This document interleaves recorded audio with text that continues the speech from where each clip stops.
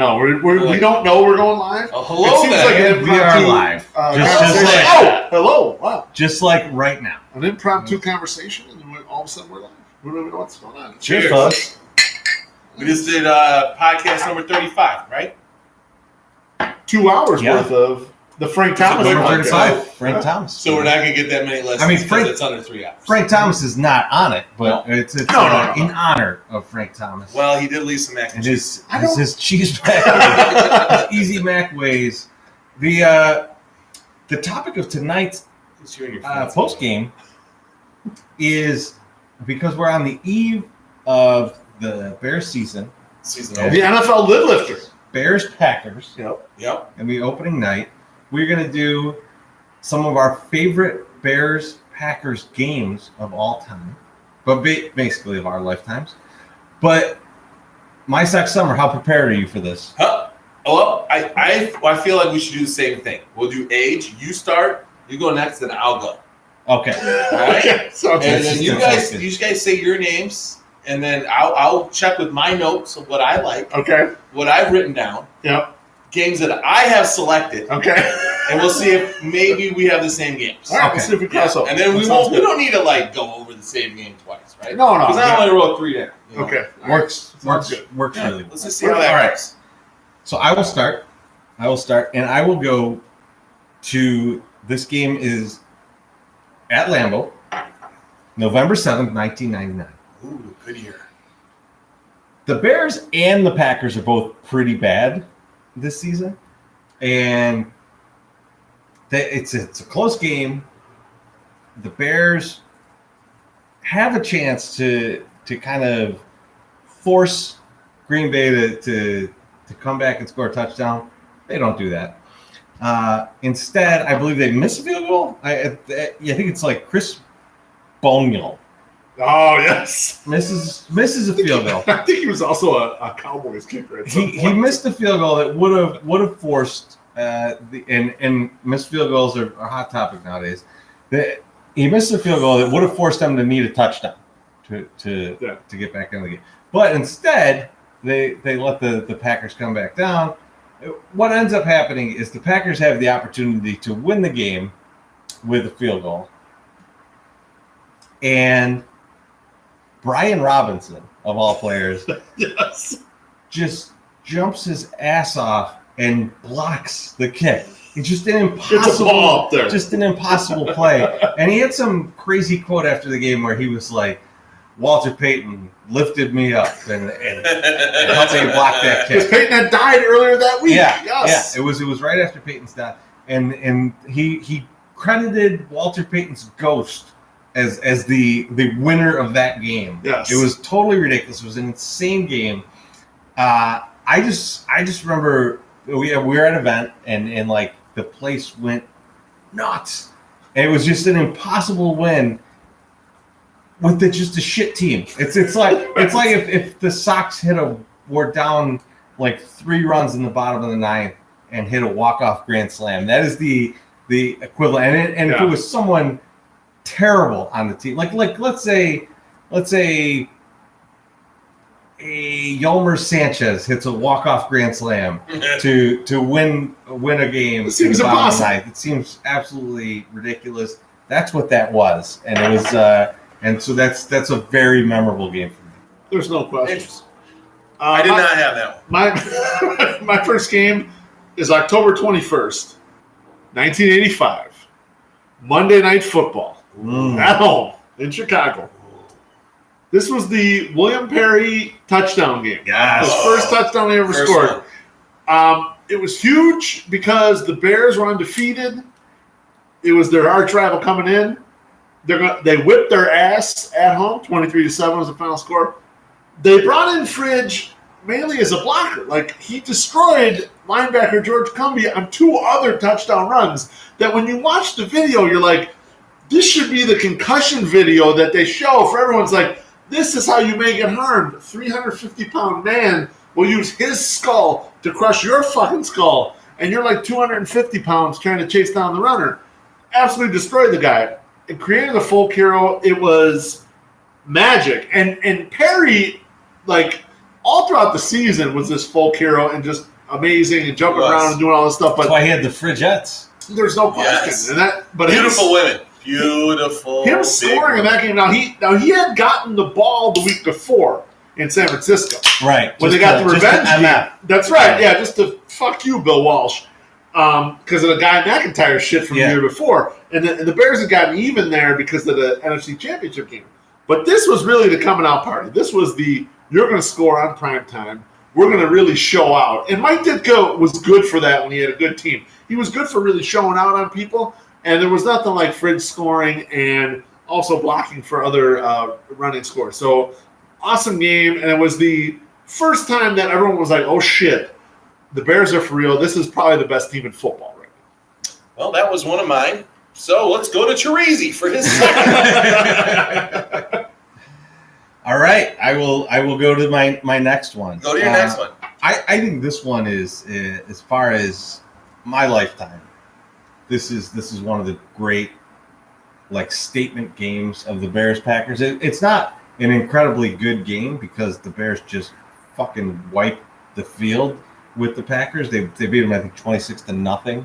This is September 10th, 2006. This is the Brian Urlacher Bears that will eventually go to the Super Bowl. This game, they just came out and just beat the ever-living shit out of the Packers. It was a no fucking contest the whole game. And this is very important. This is the first kick return. It's a punt, I believe. The first kick return of Devin Hester's career. So this is the first touchdown Devin Hester scored off a punt or kickoff. But in this case, punt. And that really kind of set the tone of okay, this is why we drafted this guy. This shit, that was insane. And I think a lot of people in that game, as early in the season as it was, that was kind of the Bulls beating the shit out of the Pistons, where you're like, this is a legit team. This is a team that could run the table, could go all the way. Yeah. They almost did. They just came up barely short. But yeah, this was a huge statement game, and there's nothing like it when the teams are turning over, and you start to see you've had so much at that point so much Brett Favre dominance, and to just see him getting fucking pounded and then see the team just crushing out there. It's just incredible. And that was what that was. And so I look forward to some of that with Aaron Rodgers tomorrow night. I hope I see it. I mean, I'm skittish about this season, but that's what I want to see tomorrow night. If you show me that tomorrow night, I will believe in this Bears team. 2006 was such a fun season too, and you're right. That was the first Devin Hester return touchdown out of his record-setting return touchdowns. That was numero uno. That was my second one. Fuck you, Chirizi. Watched that game in Huntington Beach at Center Field, right on Beach Boulevard, right up the street from Slater. Go ahead. What's your next? My number 2 was the season before that, right there. So the Bears had a lucky-ass fucking playoff season in 2001. But before that, they had been kind of a bad team for a long time. You're going all the way back to the Dave Wannstedt days, right? And Lovie Smith came in 2004. And then 2005, and that was not really a good Bears team. And then 2005, it started looking up. And on Christmas Day, December 25th, 2005, the Bears went up to Green Bay, a chance to clinch the division, and fucking beat the Packers up there. I remember the Musa Muhammad touchdown was the first score of the game, and he does the little between the legs thing. I was like, yeah, we're going to do this. And I remember being at our folks' house watching that fucking game, and it was coming right off for the White Sox being great, and it was like, fuck yeah, the Bears are back. And I mean, Steve Smith fucked them in the playoffs, but I don't want to think about that. Okay, I just want to think about them winning the division. But it was like, okay, Lovie Smith has got this thing. It's the first Bears coach I trust in a long time. He's got this on a really good path. And he actually did. They didn't make the playoffs as much as you thought they should have. They had a lot of those 8 or 9 win seasons that probably should have been 11 win seasons. They sort of didn't quite get there. completely throughout that thing. 2006 was magical. It was fucking amazing. But that game on Christmas Day just made me like, okay, we're back. The Bears are back. Also, Lovey looks like a fucking maniac now. Yes. He I love absolutely it. does. Like I Papa love it. Smurf. He's way outbearding me at this point. And I would- outgraying you too. Yeah, I mean he's 100% right. pure white. Yeah. Pure He's white got all that people. shit going. Now is the time for him to just recruit like a motherfucker and win the Big Ten. That would be amazing. That would be Illinois good. winning the Big Ten would be amazing. That's not Yeah. gonna happen, but Not gonna that's happen, a nice but still. thing. That's a Well, you nice took thing. my other one, so I'm now sorry. I'm down to 0. So All right, so what do you got for us? I got nothing. I remember watching I feel like you got something I for us. remember watting Yeah, you got a little something right here. little something, Maybe. little something. A little something. So hey, we're giving away 2 tickets to the the Shy Sox Craft Beer Festival on September 14th. It's taking place from 1 to 4 p.m. Why don't you tweet that? Oh, can you read it? There we go. It's Little Friday. Hashtag Little Friday. You tweet that. Since you're watching this video, you're entered to win a pair of tickets to this. It's a free ticket. Free tickets. $90 value. We will give it to you for free. Nothing. You can come right in. You get 60 ounces of delicious beer.